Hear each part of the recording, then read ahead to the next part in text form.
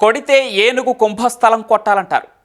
ఈ మాటలను ఆ యువకులు బాగా వంట పట్టించుకున్నారు. ఒకటి అరా చిన్న చిన్నవి ఏరుకోవటం కన్నా పెద్ద మొత్తంలో చేజిక్కించుకోవాలనుకున్నారు.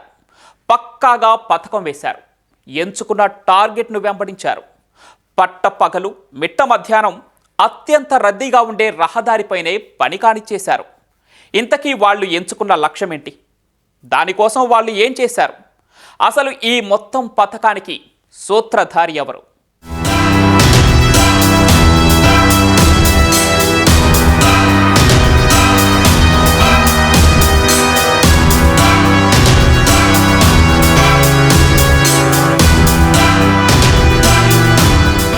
బంగారం ధర భారీగా పెరగడంతో దొంగతనాలు కూడా అదే స్థాయిలో పెరిగాయి. రోడ్డు మీద వెళుతున్న ఒంటరి మహిళల మెడలో నుంచి గొలుసులు లాక్కెళ్లడం, ఇంట్లోకి చొరబడి బంగారు ఆభరణాలు ఎత్తుకెళ్లడం గురించి రోజూ చూస్తూనే ఉన్నాం. కానీ ఇలా ఒకటి అరా నగలు కాకుండా పెద్ద స్థాయిలో దోపిడీ చెయ్యాలని స్కెచ్ వేశారు. బంగారు దుకాణాల్లో చోరీ చేయాలంటే సీసీ కెమెరాలు, సెక్యూరిటీని దాటుకుని వెళ్లాలంటే అయ్యే పని కాదు. మరి పెద్ద మొత్తంలో బంగారు ఆభరణాలు ఎక్కడ ఉంటాయని ఆలోచించారు. అప్పుడే వారికి ఓ బ్రహ్మాండమైన ఐడియా తట్టింది.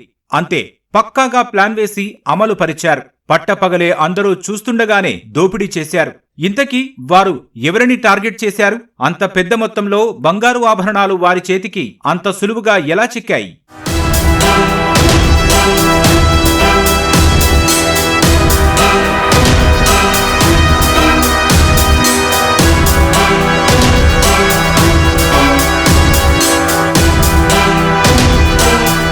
పల్నాడు జిల్లా కారంపూడి పట్టణంలో బాగా రద్దీగా ఉండే బంగారు దుకాణాలు ఉండే ప్రాంతం అది. మధ్యాహ్నం ఎండ ఎక్కువగా ఉండడంతో జనం రోడ్లపై చాలా పలచగా ఉన్నారు. అప్పుడే 2 బైక్లపై వచ్చిన 4 యువకులు ఓ వ్యక్తిపై దాడికి దిగారు. అతని చేతికి ఉన్న సంచి లాక్కునే ప్రయత్నం చేశారు. ఈ ఊహించని పరిణామానికి బెంబేలెత్తిపోయిన ఆ వ్యక్తి వారి నుంచి తప్పించుకొని పక్క వీధిలోకి పరుగులు తీశాడు.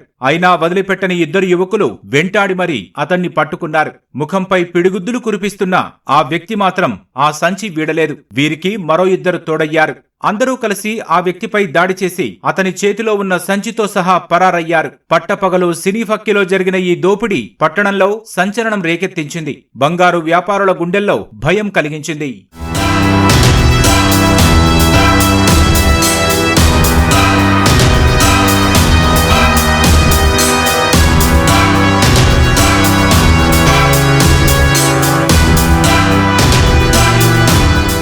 వినుకొండకు చెందిన ఎక్కల శ్రీనివాసరావు హోల్సేల్ బంగారం వ్యాపారి. అలాగే ఆర్డర్లపై బంగారు దుకాణాలకు నగలు తయారు చేసి ఇస్తుంటాడు. ఆభరణాలు తయారు చేసిన తర్వాత అతనే స్వయంగా వెళ్లి దుకాణాలకు ఇచ్చి వస్తుంటాడు. ఇదే క్రమంలో వినుకొండ నుంచి కారంపొడిలోని దుకాణాలకు నగలు ఇచ్చేందుకు రాగా అతనిపై దుండగులు దాడి చేశారు. నగల సంచి తీసుకునే ప్రయత్నం చేయగా చాలాసేపు వారితో పోరాడాడు. పక్క వీధిలోకి పరుగులు తీసిన దుండగులు వదిలిపెట్టకుండా దాడి చేసి మరీ దోచుకున్నారు. అయితే సీసీ ఫుటేజీ పరిశీలించిన పోలీసులు పక్కాగా ఇది తెలిసిన వారి పనేనని అనుమానించారు. నిందితులు వినుకొండ నుంచి శ్రీనివాసరావును అనుసరించారని గుర్తించారు. సాంకేతిక ఆధారాలతో నిందితులను పట్టుకున్నారు. మనకి సీసీటీవీ ఫుటేజ్ లో కూడా చూస్తే ఒక 4 persons దాంట్లో ఇన్వాల్వ్ అయినట్టు మనకి వెంటనే తెలుస్తా ఉంది. సో మనకి కొంత సీసీటీవీ ఫుటేజ్, కొంత టెక్నికల్ ఎవిడెన్స్, వీటన్నిటిని బేస్ చేసుకొని ఈ యొక్క కేసుని చాలా డీప్ గా మల్టిపుల్ టీమ్స్ తో దీన్ని క్రాక్ చేయడం జరిగింది. సో దీంట్లో ప్రధానంగా మనకి మొత్తం 6 ఈ యొక్క రాబరీలో ఇన్వాల్వ్ అయినట్టు తెలుస్తా ఉంది. సో మెయిన్ రోల్ వచ్చేటప్పటికి సాంబయ్య అండ్ పవన్, వీళ్ళిద్దరూ కూడా కీ పర్సన్స్ కింద మనం గుర్తించడం జరిగింది. సో దీంట్లో సాంబయ్య అనే ఒక పర్సన్ మనకి ఇక్కడ కారంపూడిలో జ్యువెలరీ షాప్ లో ఆయన పనిచేస్తూ ఉంటారు. 10 ఏళ్ళుగా ఈ జ్యువెలరీ షాప్ లో పనిచేయడం వల్ల ఆయనకి కొంత ఈ యొక్క మార్కెట్ పైన, ఈ ఎకనామిక్ యాక్టివిటీ పైన కొంత అవగాహన ఉంది. సో తనకి ఈ పవన్ కి కొంత ఆర్థిక అవసరాలు ఉన్నాయి.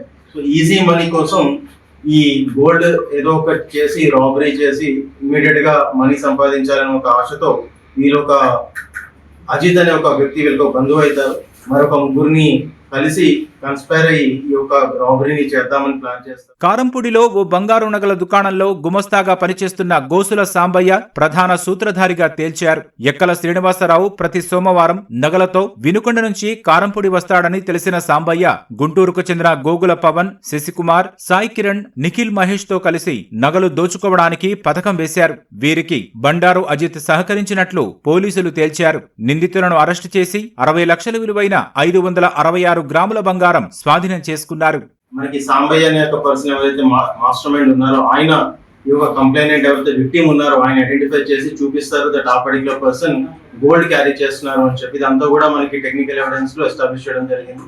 తర్వాత ఈ నలుగురు కూడా ఒక పర్సన్ ని ఫాలో అయ్యి ఒక టైం చూసుకొని ఇమీడియట్ గా ఆయన దగ్గర ఉన్న ఆ గోల్డ్ లో ఉన్న బ్యాగ్ మొత్తాన్ని లాక్కొని తీసుకొని వెళ్ళిపోతారు. ఇమీడియట్ గా టీమ్స్ ఫామ్ చేసి టెక్నికల్ ఎవిడెన్స్ తో ఆ ఎంటైర్ టీమ్ ని చాలా విదిన్ ఎ వీక్ దీన్ని ఛేదించడం జరిగింది. సో ఈ యొక్క ఎఫర్ట్స్ ని ఎస్డిపిఓ గురజాల మరియు ఈ ఎంటైర్ టీమ్ కి ఈ క్రెడిట్ ని ఇవ్వడం జరుగుతా ఉంది. సులువుగా డబ్బులు సంపాదించాలన్న అత్యాశతో యువకులు అడ్డదారులు తొక్కుతున్నారని పోలీసులు తెలిపారు. ఒక్కసారి కేసుల్లో ఇరుక్కుంటే జీవితాంతం మీపై పోలీసుల కన్ను ఉంటుందని హెచ్చరించారు.